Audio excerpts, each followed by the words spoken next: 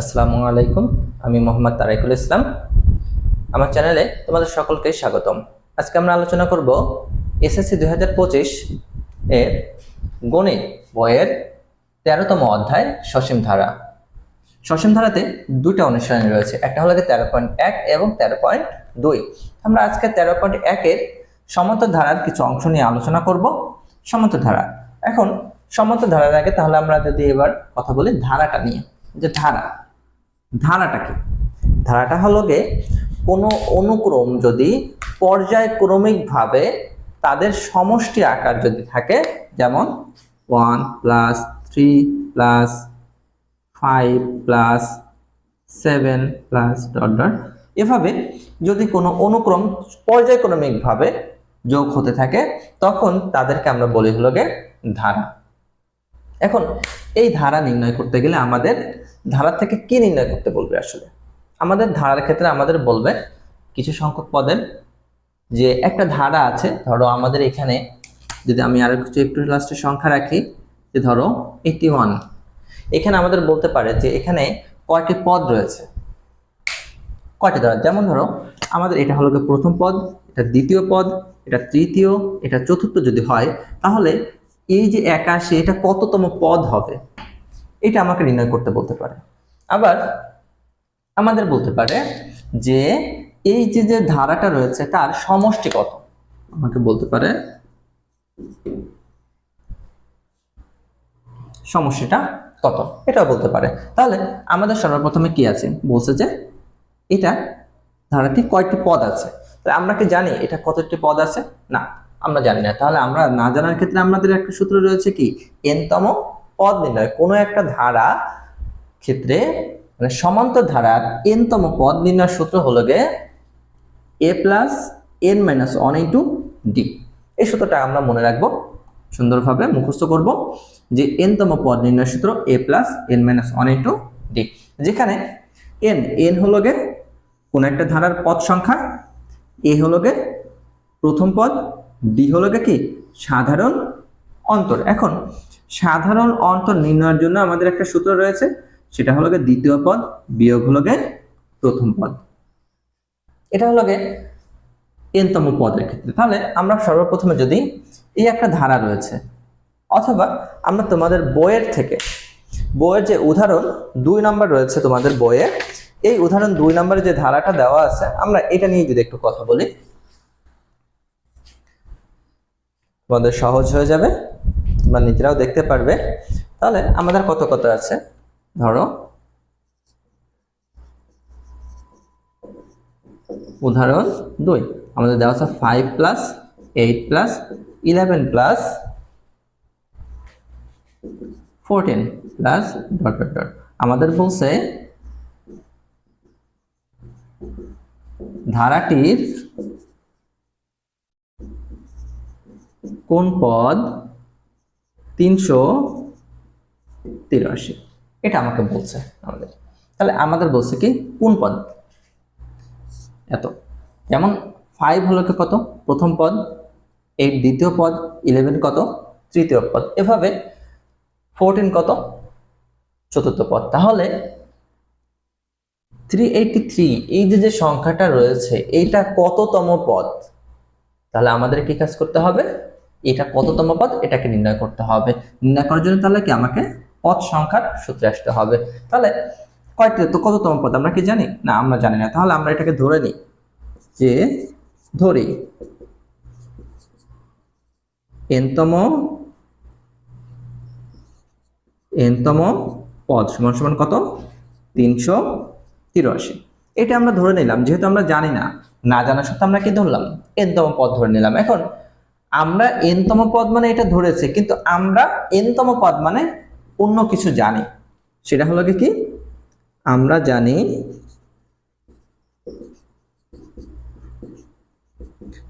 জানি n-তম পদ সমান কত a + n-1 * d। তাহলে এটা যদি আমরা জানি, একটু খেয়াল করো, দেখো আমরা একটা ধরেছি n-তম পদ 383, আবার n-তম পদ মানে আমরা জানি। এখন একটু বিষয় লক্ষ্য করো, একটা ধারায় ধারা আমাদের একটাই। এখন এই একই ধারায় n তম পদের মান কি কখনো আলাদা হতে পারে? না, অবশ্যই n তম পদের মান কি হবে? অবশ্যই সমান হবে। তাহলে আমরা বলতে পারি n তম পদ সমান সমান কত? n তম পদ। তাহলে অতএব আমরা লিখতে পারি n তম পদের মান, তাহলে n a plus n minus 1 into d সমান সমান কত? 383। এখন আমাকে কি করতে হবে, এটা কততম পদ, মানে আমাকে এখানে মোট কয়টি পদ আছে, তাহলে পদ মানে কত, আমাকে n কে নির্ণয় করতে হবে। এখন n কে যদি আমাকে নির্ণয় করতে হয় তাহলে আমাদের সর্বপ্রথম কি কাজ করতে হবে? এর মানকে বের করতে হবে, d এর মানকে বের করতে হবে। এখন আসি, তাহলে আমাদের জানি ধারাটির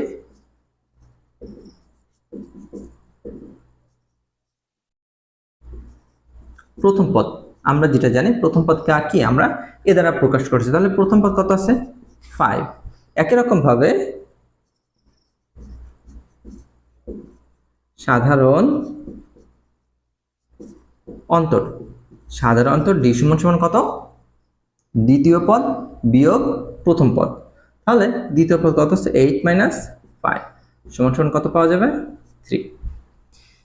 একটু বিষয় খেয়াল রাখবা যে গুণাত্মক ধারা এবং যোগাত্মক বা সমান্তর ধারার ক্ষেত্রে বোঝার ক্ষেত্রে আমাদের বিষয়টা হলো যে আমাকে দুই রকম ধারা আছে, যে কোনো আমাদের একটা দিতে পারে, উভয়টাই দিতে পারে, কিন্তু আমাদের ধারাটা দেখে আমাকে বুঝতে হবে যে এটা কোন টাইপের বা কোন ধরনের ধারা। এটা কি সমান্তর ধারা নাকি গুণাত্মক ধারা, এটা বোঝার জন্য আমাদের যে বিষয়টা এটা হলো কি, আমাদের যদি সমান্তর ধারা হয় তাহলে তাদের বিয়োগফলের পার্থক্য অবশ্যই কি হবে? সমান হবে। যেমন ধরো প্রথম দুটো বিয়োগফল আমরা করেছি, মান পেয়েছি কত? 3। একই রকম ভাবে যদি পরবর্তী দুটাকেও আমরা করি, দেখো 11 মাইনাস কত? 8 পাওয়া যাবে কত? 3। যদি এভাবে আমরা পরবর্তী দুটাকে যদি করা হয় 14 মাইনাস 11 কত পাওয়া যাবে? 3। যদি আমাদের বিয়োগফলের কোনো ধারার বা কোনো অনুক্রমের বিয়োগফলের পার্থক্য যদি সমান হয় তাহলে তাকে আমরা বলে হলো গে সমান্তর ধারা। এখন তাহলে সমান্তর ধারার আমরা কি পেলাম? তাহলে আমরা বলতে পারি এটি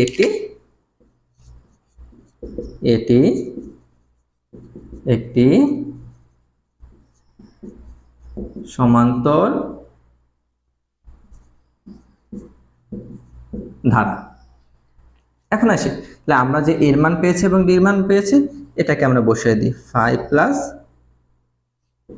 n মাইনাস 1 ইন্টু 3 সমান সমান 383 বা 5 প্লাস, এখন এটাকে আমাকে কি করতে হবে? ক্যালকুলেশন করতে হবে। তার মানে 3 মাইনাস 3 সমান সমান 383 বা 2 প্লাস 3 সমান সমান 383 বা আমাদের n কে দরকার, বাকিগুলোকে আমাকে পর্যায়ক্রমিকভাবে সরিয়ে ফেলতে হবে। তাই 383 বিয়োগ হলো 2 বা n সমান সমান 381 ডিভাইডেড বাই কত? 3। তাহলে আমরা এটা মান কত পাওয়া যাবে? অতএব এই যে আমরা যে মানটা পাচ্ছি কত? n সমান সমান 1 2 7। যদি আমরা এটাকে ভাগ করা হয় তাহলে n এর মান কত ছিল? 127 পেয়েছি। তাহলে আমরা বলতে পারি অতএব তাহলে কত?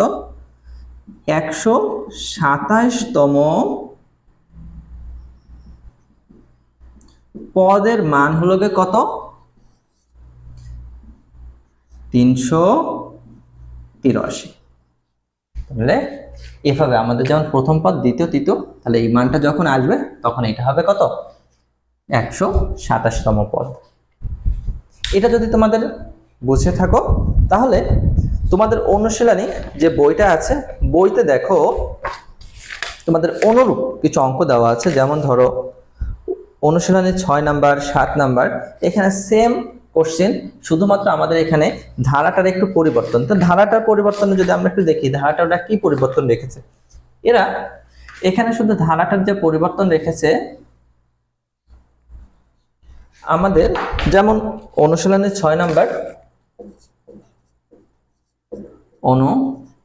6 নম্বরে ওরা লিখেছে যে একটা ধারা 8 plus 11 plus 14 plus 17 plus dot dot dot, এভাবে আমাদের বলছে এবার আমাদের একই রকমই ধারা, শুধুমাত্র মানটা পরিবর্তন কত, 300 কত 92। দেখো আমাদের এখানে শুধুমাত্র পরিবর্তন এতটুকু যে কোন পদ আমাদের এখানে বলেছে, পূর্বেরটাই বলেছে, উদাহরণ এটা বলেছে কত 383, আর অনুশীলনী 6 নম্বরটা কত বলেছে 392। তাহলে এখানে শুধুমাত্র যদি আমরা 392টাকে বসিয়ে দিই, আর প্রথম পদের ক্ষেত্রে আমরা কি করতেছি 5 এর জায়গায় কি আছে 8 আছে, একই রকমেরই ধারা, একই রকম অঙ্ক। যদি এটা বুঝতে পারো তাহলে আশা করি তোমরা এটা অবশ্যই পারবে। এরপর আসে 7 নম্বরে অনুশীলনী। 7 নম্বরে আমাদের সেম একই রকম একটা অঙ্ক রয়েছে, যে সে ধারাটা কি রয়েছে, এবার রয়েছে 4 plus 7 plus 10 plus 13 plus dot dot dot, এভাবে একটা ধারা রয়েছে। এবার আমাদের বলছে যে 301 কোন পদ। তাহলে 301 এক্ষেত্রে আমাদের কি, আমাদের সেম একই রকমেরই সূত্র, একই অঙ্ক, শুধু মানের একটু পরিবর্তন রয়েছে। তো মানটা কি আছে আমাদের এখানে, যেমন আমাদের এখানে কি প্রথম পদ কত 4, এরপরে কত আছে সাধারণ অন্তর, সাধারণ অন্তর নির্ণয় সূত্র কি আমাদের দ্বিতীয় পদ বিয়োগ প্রথম পদ। তাহলে দ্বিতীয় পদ কত 7 মাইনাস কত 4, তো 7 মাইনাস 4 করলে আমরা কি পাবো, একই রকম ভাবে 3 পাওয়া যাবে এখানে। এরপরে কত আছে, আমরা এটাকে ধরে নিচ্ছি যে এটা একটি সমান্তর ধারা পেয়েছি, বিয়োগফলের পার্থক্য সমান। তোমরা চাইলে এরকম পরীক্ষা করে দেখতে পারো। এরপরে আসি যে nতম পদ আমাদের এখানে কত বলছে, আমাদের এখানে বলছে 301।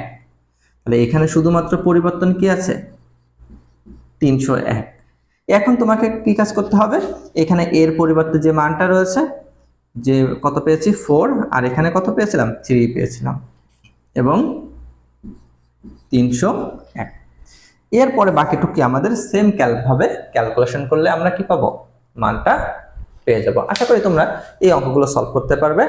আর যদি তোমাদের বুঝতে সমস্যা হয় তাহলে আমাকে কমেন্ট বক্সে জানাবে, বাকিটা আমি ইনশাল্লাহ কি করব, কমেন্ট দেখে তোমাদের সলভ করে দেওয়ার চেষ্টা করব। এরপরে আসি পরের অংশটায়।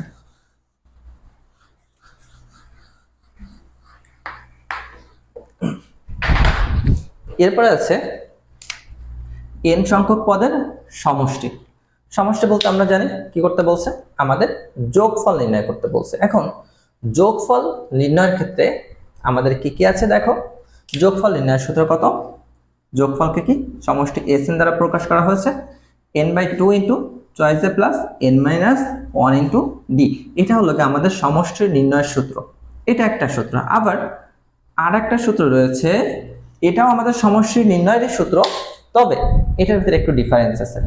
এই সূত্রটা দিয়ে শুধুমাত্র স্বাভাবিক সংখ্যা ছাড়া অন্য কোনো সংখ্যার সমষ্টি নির্ণয় করা যায় না, কিন্তু এই সূত্রটা দিয়ে আমরা স্বাভাবিক সংখ্যা, যে কোনো ধনাত্মক, ঋণাত্মক, ভগ্নাংশ সংখ্যা, সকল প্রকার এই বাস্তব জগতে যত প্রকার সংখ্যা আছে আমরা এই সূত্রটা দিয়ে কি করতে পারি, আমরা সলভ করতে পারি। সুতরাং তোমরা এটা দিয়েও করতে পারো, কিন্তু সেটা খেয়াল রাখবা, সেটা শুধুমাত্র করা যাবে যদি স্বাভাবিক সংখ্যা হয়। তাহলে স্বাভাবিক সংখ্যা কোনটা, যেমন ন্যাচারাল নাম্বার বা আমরা স্বাভাবিক সংখ্যা জানি, এটা কত 1 plus 2 plus 3 plus 4 plus dot dot dot, এভাবে যে কোনো ধারা হতে পারে যাদের বিয়োগফলের পার্থক্য কত হবে, অবশ্যই 1 হয়, ওইটাকেই আমরা বলি হলো গে স্বাভাবিক সংখ্যা। তাহলে স্বাভাবিক সংখ্যা ধরো আমরা যদি একটু কাজ করি এই সূত্রটা থেকে, স্বাভাবিক সংখ্যার একটু অঙ্কটা যদি দেখে নিই, ধরো এভাবে আমাদের রয়েছে কত 50। আমাদের বলল এখানে সমষ্টি নির্ণয় করতে। তাহলে সমষ্টি নির্ণয় করতে গেলে একটু খেয়াল করো, আমাকে এটা সমষ্টি নির্ণয় করতে বলছে। তাহলে সমষ্টি নির্ণয় সূত্র কত, আমরা জানি Sn সমান সমান n ইন্টু n+1 বাই হলো গে 2। এখন এবার একটু খেয়াল করে দেখো, আমরা যে এখানে নির্ণয় করব Sn, তাহলে nটা কি, nটা হলো গে পদ সংখ্যা। তার মানে তোমাকে যদি সমষ্টি নির্ণয় করতে হয় আর যদি পদ উল্লেখ না থাকে, দেখো আমাদের এখানে কয়টি পদ আছে, আমরা হয়তোবা পর্যায়ক্রমে আছে, স্বাভাবিক সংখ্যা বিধায় হয়তোবা বলতে পারি এখানে 50টি পদ আছে, কিন্তু এইটা না থাকে যদি আমাদের স্বাভাবিক সংখ্যা না হতো তাহলে কিন্তু আমরা বলতে পারতাম না, কিন্তু এটা স্বাভাবিক সংখ্যার জন্যই প্রযোজ্য। তার মানে এটাকে আমরা বলতে পারি শেষ পদের ক্ষেত্রে। তার মানে আমাদের এখানে মোট পদ আছে কয়টা? 50টা। তার মানে 50 ইন্টু কত? 50 প্লাস 1 ডিভাইডেড বাই কত? 2। এখন এটাকে যদি আমরা ক্যালকুলেশন করি 25 গুণ কত? 51। তো এটা করলে আমরা একটা নির্দিষ্ট মান পেয়ে যাব। তো এভাবে আমরা কি করতে পারি? স্বাভাবিক সংখ্যার সমষ্টিটাকে নির্ণয় করতে পারি।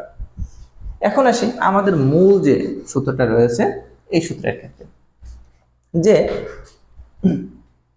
n সংখ্যক পদের সমষ্টি, এটা হলো কি Sn সমান সমান n by 2 into twice a plus n minus 1 into d। এবার খেয়াল করো, তাহলে আমরা আগে জানি n হলো a হলো কি প্রথম পদ, d কি? d হলো সাধারণ অন্তর, আর nটা কি ছিল? n ছিল হলো পদ সংখ্যা। তার মানে কোনো একটা ধারায় সমষ্টি যদি তোমাকে নির্ণয় করতে বলে তাহলে অবশ্যই আমাদের কি কাজ করতে হবে? ওই সমষ্টি নির্ণয় করতে হলে তাহলে আমাকে আগে পদ সংখ্যা নির্ণয় করতে হবে। তার মানে আমাকে সমষ্টি বললে এই পদ সংখ্যার সূত্র দিয়ে আমাকে আগে কি কাজ করতে হবে? কয়টি পদ আছে এই ধারাটিতে, এটা আমাদের নির্ণয় করতে হবে। তাহলে আমরা বইয়ের থেকেই আমরা দেখতে পারি যে আমরা সমষ্টির যে সূত্রের অঙ্ক রয়েছে আমরা এটাকে করতে পারি। যেমন ধরো তোমাদের বইয়ে 4 নম্বরে একটা উদাহরণ দেওয়া আছে, আমরা এটাও দেখতে পারি, অথবা আমাদের পরবর্তী তোমাদের অনুশীলনী বইয়ের থেকেই আমরা একটা অঙ্ক দেখতে পারি। যেমন ধরো যে 11 নম্বরে একটা অঙ্ক রয়েছে, অনুশীলনী, অথবা আমরা যে কোনো একটা ধরো সমষ্টি ধরি যে 1 plus 3 plus 5 plus 7 plus dot dot dot plus, এভাবে ধরো এটার মান কত আছে? 99 সমান সমান আমাদের বললো এটা কত? ওকে, তার মানে কত বলছে, তাহলে আমাকে এটা কি কাজ করতে হবে? আমাকে এটা সমষ্টি নির্ণয় করতে বলছে। এখন সমষ্টি যদি আমাদের নির্ণয় করতে বলে তাহলে সমষ্টি এটা নির্ণয় করতে আমাদের কি কি লাগবে? এ কে লাগবে, ডি কে লাগবে। তাহলে এও আমরা জানি, ডিও আমরা জানি। এটা কি সমাধানের ক্ষেত্রে ধারাটির প্রথম পদ এ সমান সমান আমরা কত? 1 এবং কত? এবং সাধারণ অন্তর ডি সমান সমান আমাদের সূত্র কি ছিল? দ্বিতীয় পদ বিয়োগ প্রথম পদ। তাহলে দ্বিতীয় পদ কত? 3 মাইনাস 1, তাহলে কত পেলাম? 2। তাহলে আমরা এটাকে বলতে পারি এটি একটি সমান্তর ধারা। এবার আসে এ পেলাম, ডি পেলাম, তাহলে আমাদের এখন আরো কি বাকি আছে? আমাদের বাকি আছে এন কে নির্ণয় করতে হবে। তাহলে এন মানে কি? পদ সংখ্যা। তাহলে এখানে কয়টি পদ আছে আমরা কি জানি? না, আমরা কিন্তু জানি না। তাহলে আমাদের আগে কি করতে হবে? আগে পদ সংখ্যা নির্ণয় করতে হবে। তাহলে আমরা ধরে নিই, যে n তম পদ কত? ধরে নিলাম 99। আমরা জানি না এটা কততম পদ, আমরা এটাকে n তম পদ ধরে নিলাম। এখন আমরা কি জানি?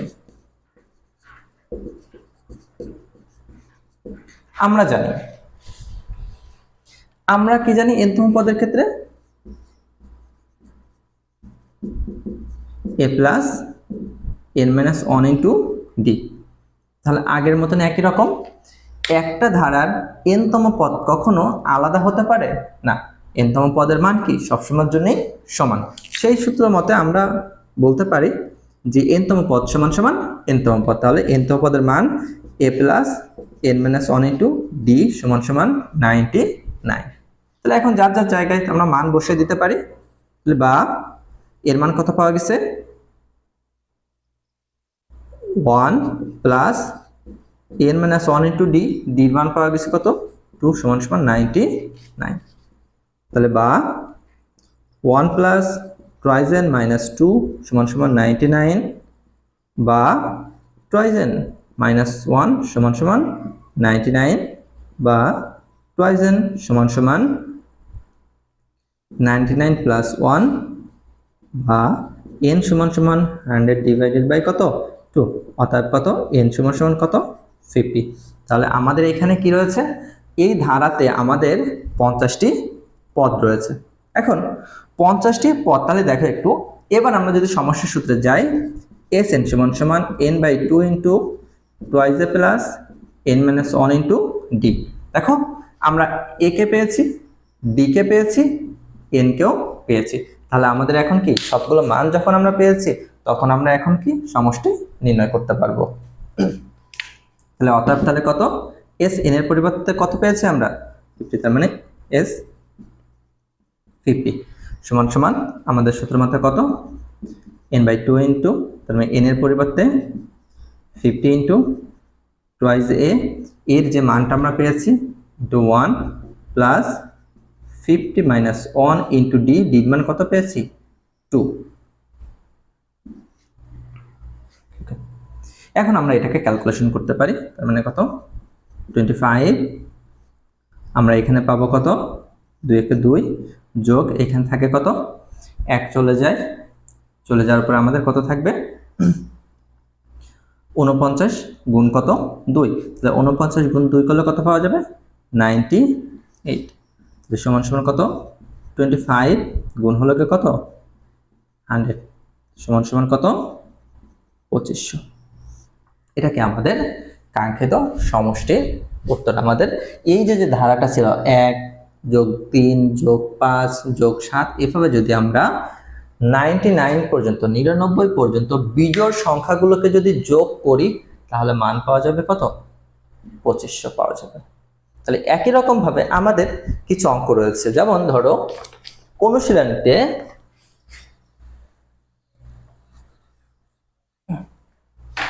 অনুশীলনীর 11 নাম্বার তোমাদের যেটা রয়েছে 5 plus 11 plus 17 plus 23 plus dot dot dot plus 59 সমান সমান কত। তাহলে আমাদের এখানে পরিবর্তন, দেখো পরিবর্তনটা সেম সূত্র, সেম একই রকম কথা। 12 নম্বরেও সেম একই অঙ্ক, আমাদের বলছে কত 29 plus 25 plus 21 plus dot dot dot minus 23 সমান সমান কত, এই কথা আমাদের বলেছে। এখন এই দুটোর ক্ষেত্রে আমাদের যদি পরিবর্তন দেখি, তুমি 11 নম্বরটা যদি খেয়াল করো, আমাদের আগেরবার ছিল 1, এবার হবে কত 5। এরপরে আমাদের সাধারণ অন্তর যেটা ছিল পরিবর্তন, দ্বিতীয় পদ ছিল 11 মাইনাস কত 5, তাহলে আমরা এখানে পাবো কত 6, এটুকু আমাদের পরিবর্তন রয়েছে। এরপরে পরিবর্তন কি আছে, এনতম পদ নির্ণয় করতে হবে। তাহলে এনতম পদ শেষ পদ আমাদের কত রয়েছে 59, তার মানে আমরা এনতম পদ কত ধরবো 59। তাহলে আমাদের সূত্র একই, আমরা জানি এখানে আমাদের পরিবর্তন শুধুমাত্র কত 59, বাদ বাকি আমাদের কি ক্যালকুলেশনটা একই রকম, সেম টু সেম। এরপরে আসি 12 নম্বরে।